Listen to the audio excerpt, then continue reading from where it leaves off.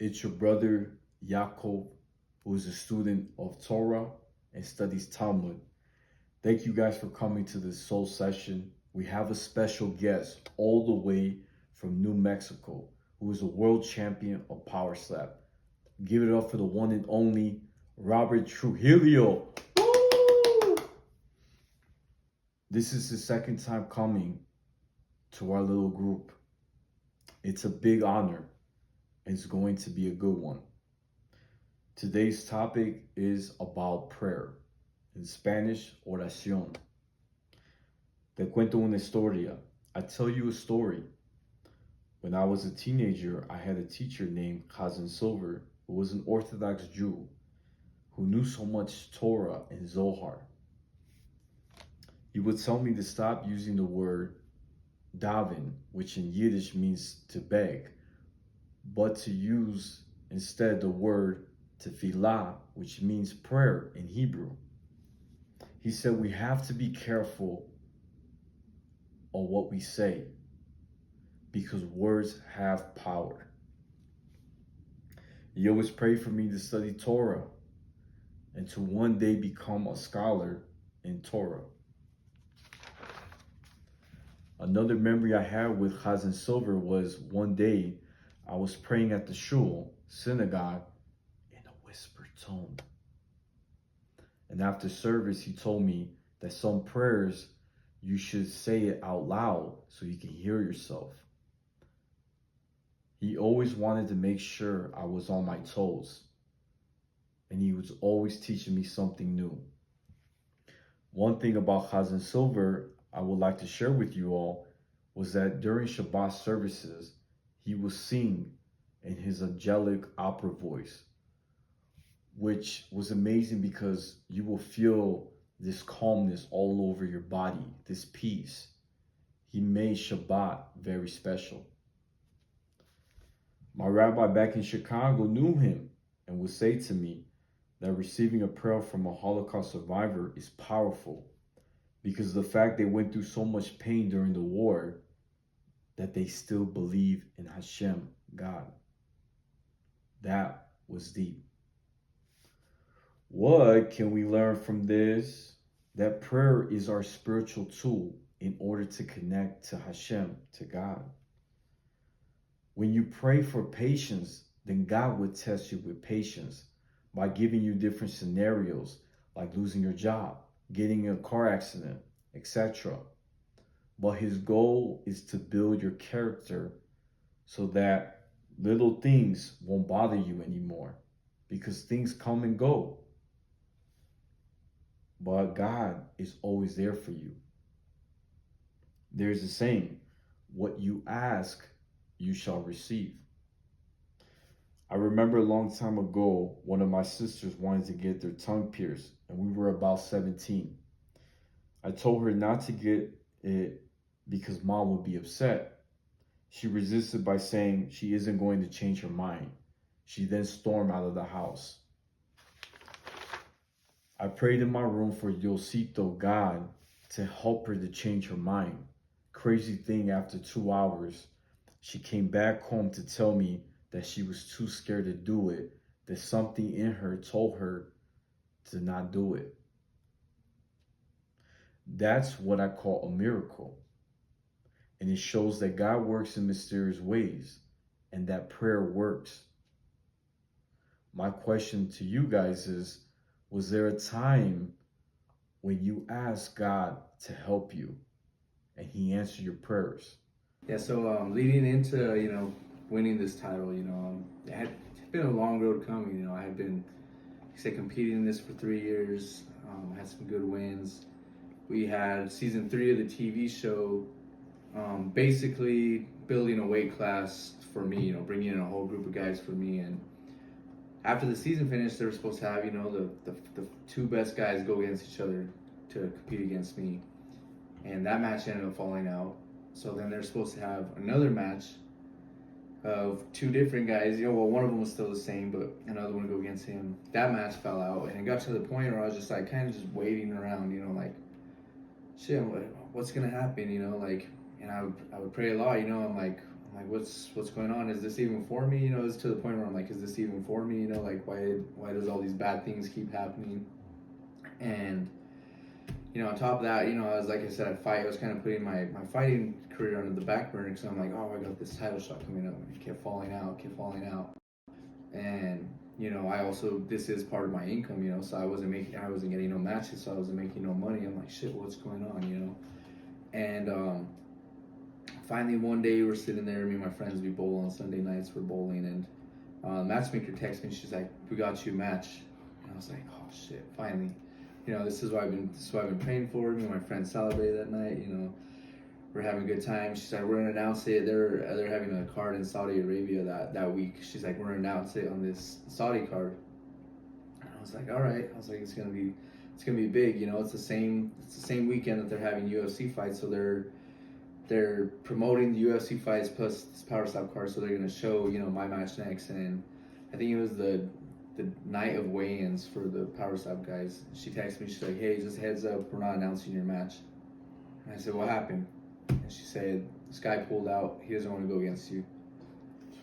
So I'm back in that same boat. I'm like, shit. I'm like, the only guy who go against me, I know he got some things medically going on. I don't know if he's going to be cleared. He's the only guy who would accept the match against me. She said, we're trying to do what we could. She's like, if worst comes to worst, she's like, we'll try to get you a match on the next card. And I'm like, damn, it's already been waiting around over a year. I haven't had a match in over a year. And finally she hit me with, you know, this guy's going to take the match.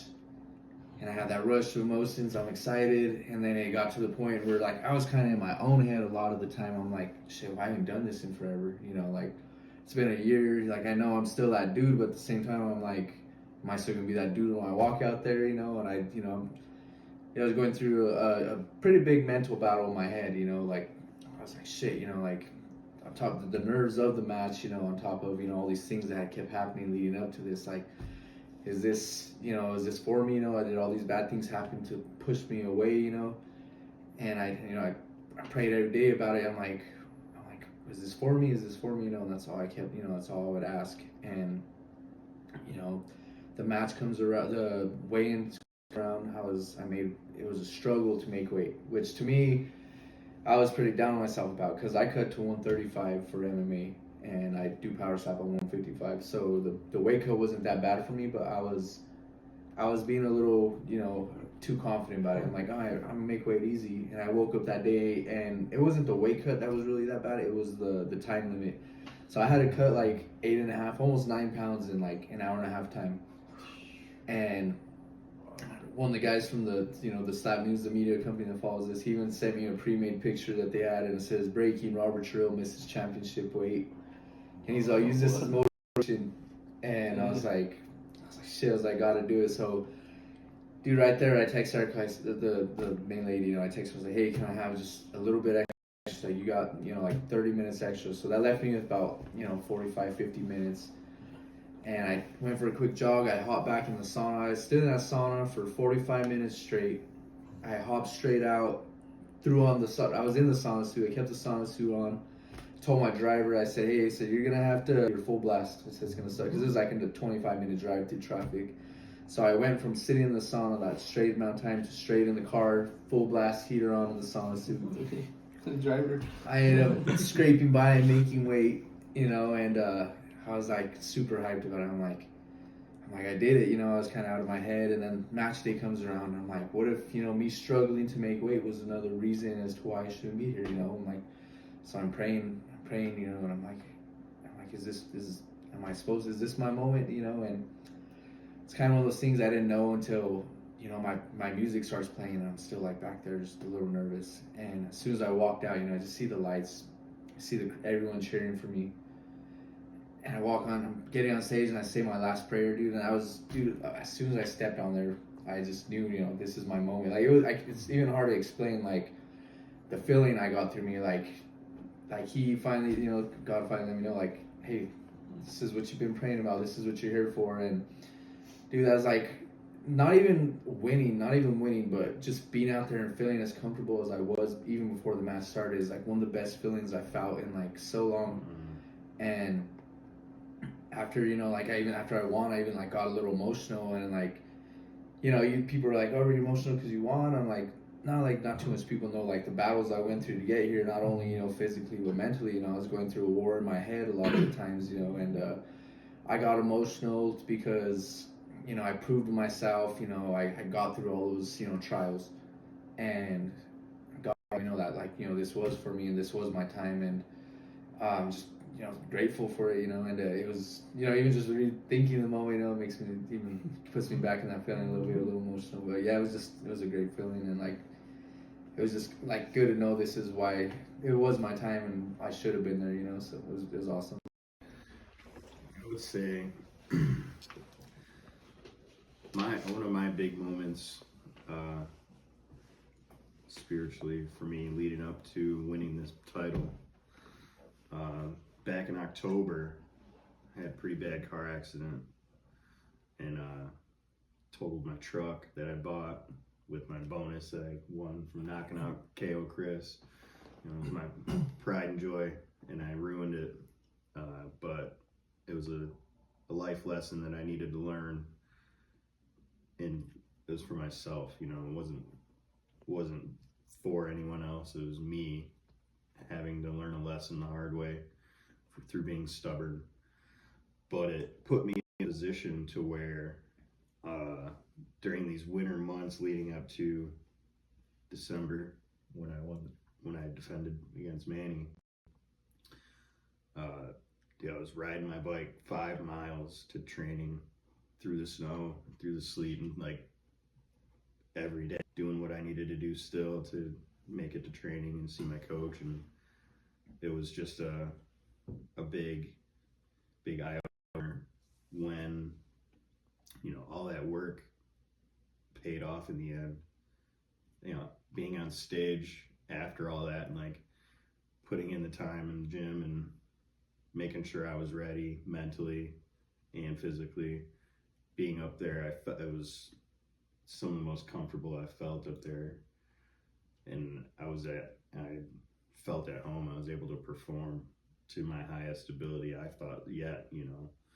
And to me, I'm always looking to improve and really just build myself through my experiences, and I want to take away from that whole ride, because now I'm back into a car, and it was 5 months I was no vehicle, so now I'm worked my way back into where now I can go back to the gym, being able to plug away and get through trials and tribulations and have, you know, little rewards.